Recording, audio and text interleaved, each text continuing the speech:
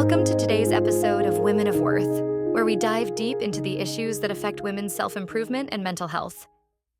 Today, we're going to tackle something that so many of us struggle with but rarely talk about: imposter syndrome. Imposter syndrome is that sneaky feeling of self-doubt, the fear that you're not good enough or don't deserve the success you've achieved. But here's the truth. You are more than enough. And today, we're going to break down exactly how you can embrace your true potential. But before we dive in, if this topic resonates with you, or if you think it could help someone you know, please take a moment to hit that like button.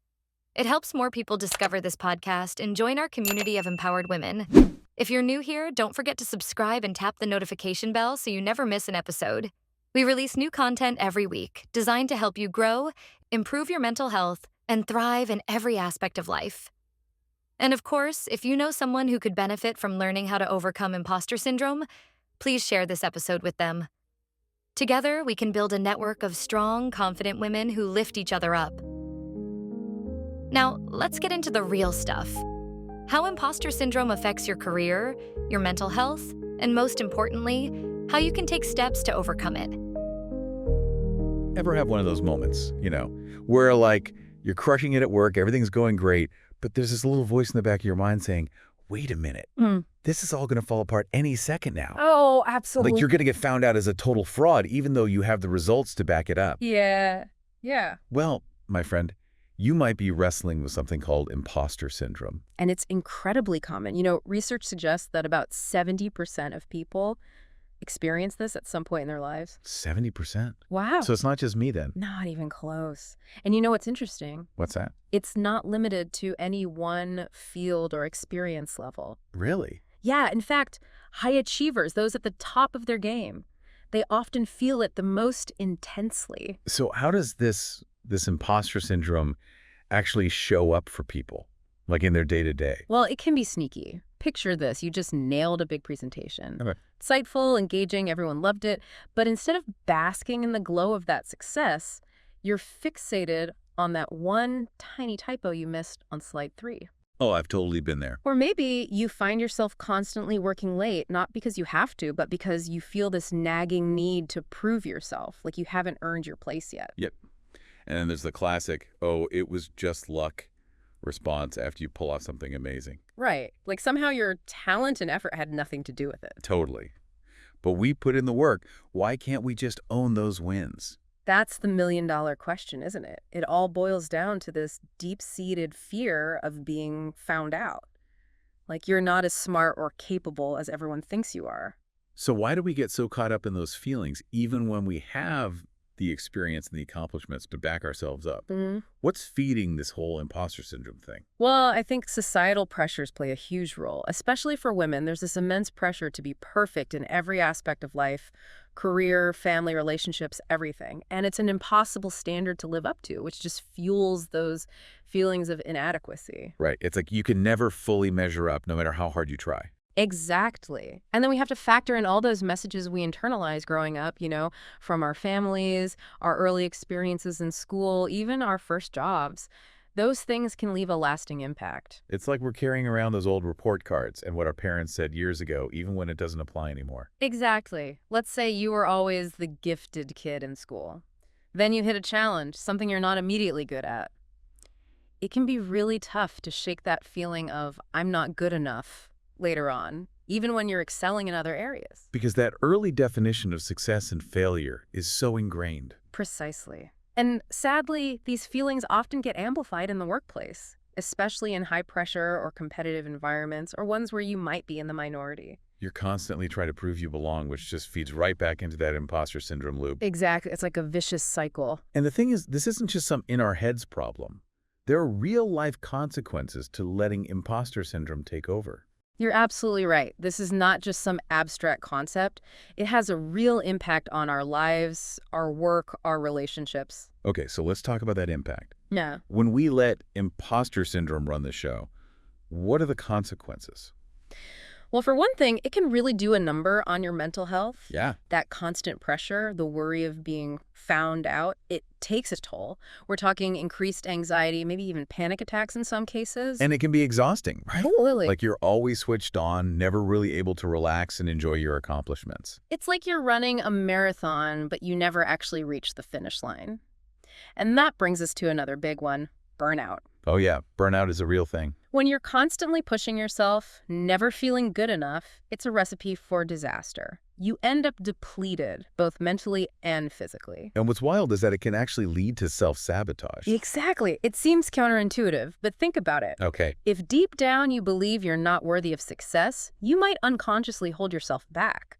Like you're almost afraid to succeed because then you'll have to live up to those expectations. Exactly. It's like a way of protecting yourself from the potential pain of failure or exposure, but of course it becomes a self-fulfilling prophecy. Wow, that's a tough cycle to break. So how do we break it? How do we ditch those feelings of inadequacy and finally own our accomplishments? The first step is simple but crucial: awareness. You have to be able to recognize those imposter syndrome thoughts when they pop up. Like catching yourself in the act. Exactly. Once you're aware of those thought patterns, you can start to challenge them. Okay, so let's say you have that moment of awareness. You catch yourself thinking, I'm not good enough. What's next? What do you do with that thought? That's where some practical strategies come in. One of my favorites is what I call an achievement journal. Okay, tell me more about that. It's simple but powerful. Every day, take a few minutes to write down your accomplishments, big or small. Like a highlight reel of your wins. Exactly. It could be a successful presentation, a challenging project you completed, even just a positive interaction with a colleague. The point is to create a tangible record of your achievements. I love that because it's so easy to focus on the negatives, on the things we didn't do perfectly. Absolutely. And then when those self-doubts start to creep in, you can pull out your achievement journal and remind yourself of everything you've accomplished. It's like evidence-based confidence. Exactly.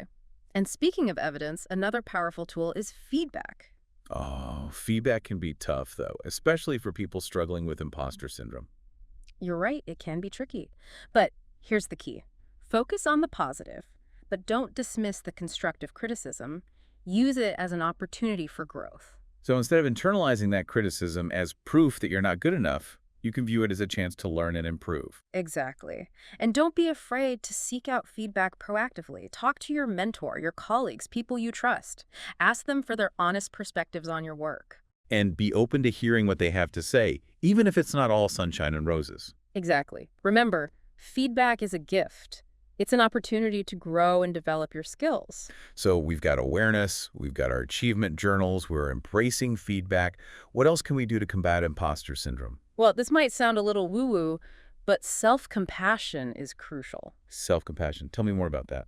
It's about treating yourself with the same kindness and understanding that you would offer a close friend. So often we're our own worst critics, right? Absolutely. We wouldn't dream of talking to our friends the way we sometimes talk to ourselves. That's a really good point. So when those self-doubts arise, acknowledge them, but don't judge yourself for having them. So it's not about pretending those thoughts don't exist, but rather learning how to respond to them differently. Exactly. Treat yourself with compassion. Talk to yourself the way you would talk to someone you love. Because we all make mistakes. We all have moments of self-doubt as part of being human. Precisely. And the more we can accept that, the easier it becomes to navigate those feelings without letting them hold us back. Okay, I'm really liking this self-compassion thing. I think I need to work on that. It's a game changer. And it's a skill that takes practice, just like anything else.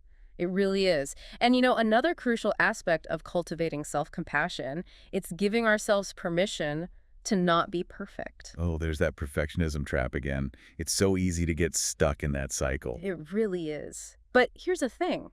Mistakes are inevitable. We all make them. It's part of being human. Absolutely. It's what we do with those mistakes that matters, right? Exactly. Instead of viewing setbacks as failures, what if we looked at them as opportunities for growth?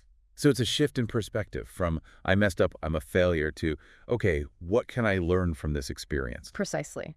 Because those so-called failures often hold the most valuable lessons. That's where that growth mindset comes in again. Exactly. It's about embracing challenges, viewing mistakes as stepping stones on the path to success. And remembering that we don't have to go it alone. Having a supportive network, makes a world of difference, right? Absolutely. Surrounding yourself with people who believe in you, who celebrate your wins and offer encouragement when you need it most, it's crucial. Like having your own personal cheer squad to drown out those negative thoughts. Exactly. Because you are worthy, you are capable, and you are not alone on this journey. That's such an important message. So to all our listeners out there who might be struggling with imposter syndrome, remember, you've got this. Believe in yourself even when it feels hard. Because you are capable of amazing things. And that wraps up another deep dive. We hope you found this exploration of imposter syndrome insightful and empowering. Remember, the journey to self-belief starts with a single step. What's one small action you can take today to challenge those negative thoughts and celebrate your accomplishments? Share your thoughts with us in the comments. And don't forget to subscribe so you don't miss our next deep dive. Until then, stay curious.